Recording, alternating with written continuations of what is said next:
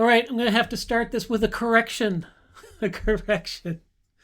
Um, in the last video, if I put these up sequentially, which I think I have, in the last video, I was, we were looking at this photo here, and I in my early morning, I do these early morning, man. In my early morning, like I after being like shocked and traumatized by seeing all these AI images of Einstein, I said Alfred Einstein instead of Albert, right? And then I corrected myself immediately because I was like, oh, okay. But then I'm not a physics person, so I didn't know exactly how I didn't remember how this other physicist's name was pronounced, but it's pronounced Gödel. And I should have known that because it's very similar to I don't know physics, but I do know literature quite well. It's the same as Goethe, right? Goethe, the famous poet mainly, but also author of Sorrows of Young Werther. Yeah, I should have known. Yeah, but I mispronounced it. So I wanted to make that correction right up front. All right, on to today's topic. Here, like I found it for you. Ready? Here we go. Kurt, Gödel, Kurt, Gödel. Gödel, right? Gödel, Kurt, Gödel, right? All right. Let's get on to today's thing. You ever see these things? Someone shares you this sort of thing, and it's just like, it's not one claim, right? It's just like a whole bunch. And it ends up on your feed or someone posts it. And you're like, oh, it's just like a flood of things. Because if you go after one thing, then there's like, four other things there, right? And it just is, you look at it and you're like, there's no way that I can rebut all of this. It's just a fire hose of sort of nonsense in most cases, nonsense. In some cases, mostly nonsense and a bit of truth, but in most cases, just nonsense, right? One of the things that AI is pretty good at is taking on something like this, as long as it's not too big, right? So I want to show you that right here.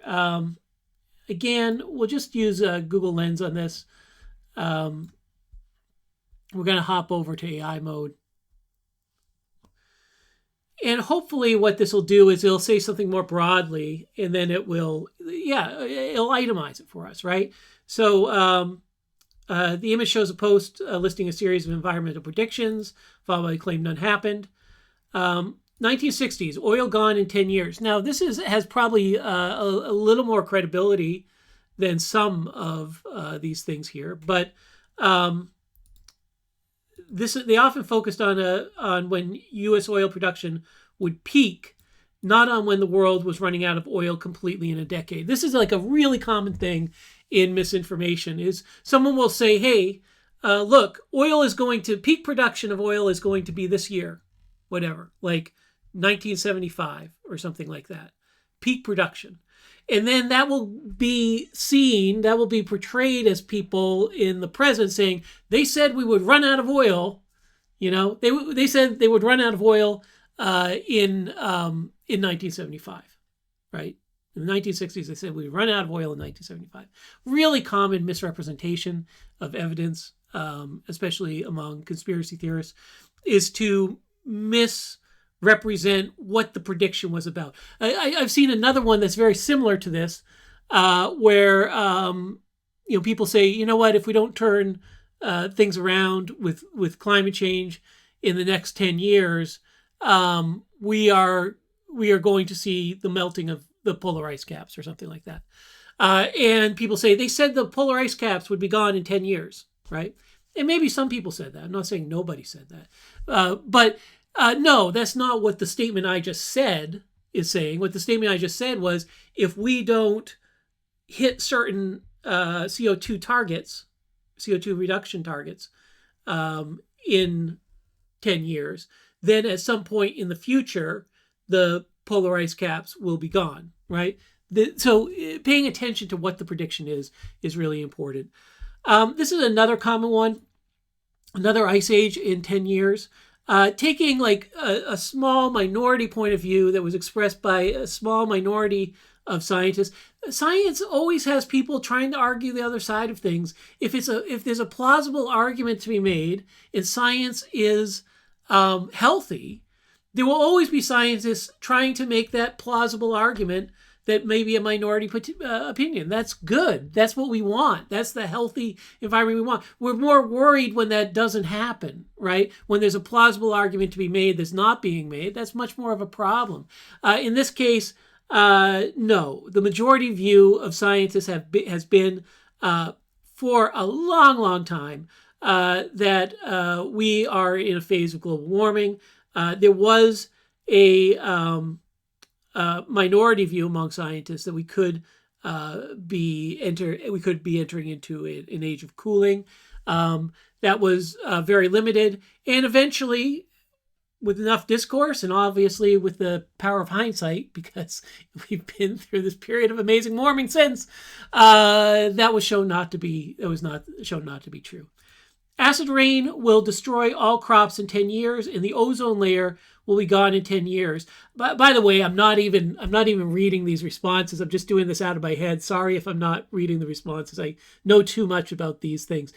This is another thing that very often is used in these they predicted the false thing sorts of things. Sometimes a prediction is made, I know this is hard to believe. Sometimes a prediction is made, it mobilizes people. They do things about it. It's hard to believe now because we're so stuck in a world where that is not the case.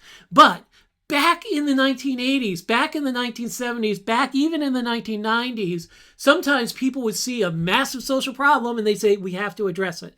And that's what happened with acid rain, and that's what happened with ozone. First of all, these are overstated. I think the acid rain will destroy all crops.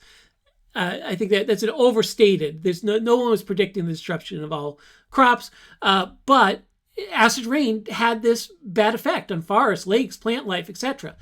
What did we do? We passed the Clean Air Act to stop acid rain. Like, we used to solve problems. It's so bizarre. If you're a young person listening to this, like, I know that is going to sound so weird to you, but it used to be like you'd say something, and instead of people trying to create vast conspiracy theories about why it wasn't true and why we didn't have to do anything, people would say, you know what? Okay, yeah, I think we got to do something about this acid rain.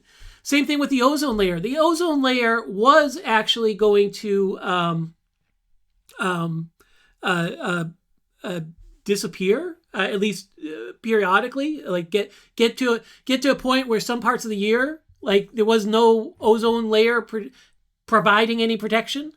16. Not complete disappearance, 17% global ozone depletion, right? Which was still catastrophic, right? And I think that the place, if I remember, right, this is just out of my memory, a 17% global ozone depletion meant that there would be sort of ozone holes, right, in certain parts of the globe, right? That didn't happen. I'll tell you an important idea here to take away from this. Prediction and projection are two different things. At least that's how I see it. I don't know if a scientist will tell you this or whatever, but this is how I see the difference between the things. When I predict something will happen, I say the thing will happen at a certain amount of time. Usually scientists don't make predictions. Scientists make projections. What projections say is, given this set of assumptions, we expect this sort of trajectory, this sort of output. If we change those assumptions, if something changes, right, then that projection changes as well, right? Like, so in this case, we have this ozone problem. We have, I think, an ozone hole over the Antarctica, if I remember correctly. 17% depletion projected. If we don't do anything, what do? We ban certain chemicals, right? We ban certain compounds, we ban certain practices, and we avert it, right? Because a projection and a prediction are not the same thing. Ice caps will be gone in 10 years. Overstatement of projections from that time. Again, also prediction, right? Um, I know it seems like I'm splitting hairs, but in a lot of cases it does matter. Predictions of a ice-free Arctic summer have been made, and this is similar to like no ozone, right? The no ozone thing was real when we were talking about no ozone. We were talking about there would be places where there would be ozone holes, right? So that's like a geographically limited thing that's portrayed as there will be no ozone all over the planet, right? Again, common ways of misrepresenting evidence. Ice caps will be gone in 10 years. No one is saying the ice caps will be gone in 10 years, right? What people are saying is there may be a point in the relatively near future, based on projections, not predictions, but there may be a point, if we keep heading this way, where there will be ice-free summers, or a period of time during the summer where you can essentially sail like over the North Pole, I guess. So predictions of an ice-free Arctic summer have been made. Some estimates suggesting it could happen as early as the 2030s. Some people may have suggested that it would happen earlier. I don't know. But the current science of some scientists, not others, is that we could get to ice-free summers by the 2030s. Again, all of this garbage, right? All of this garbage. And it's all a bag of tricks that people use to misrepresent evidence around projections. And it's the same bag of tricks, which is why I can sort of talk about it extemporaneously. I hope I got everything right. I was hardly even reading this because like I've just seen this stuff so much.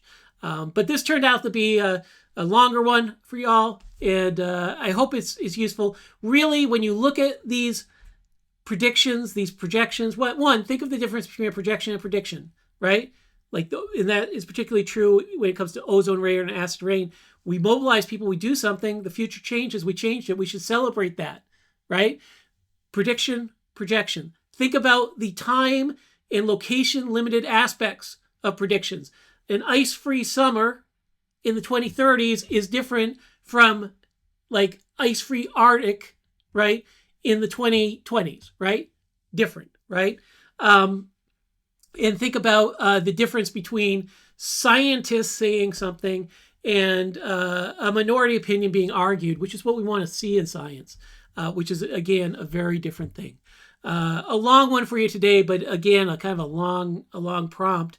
And I think a fascinating place. We'll maybe delve into some of these specific ones at a later point when I have nothing else to talk about. So I'll see you later.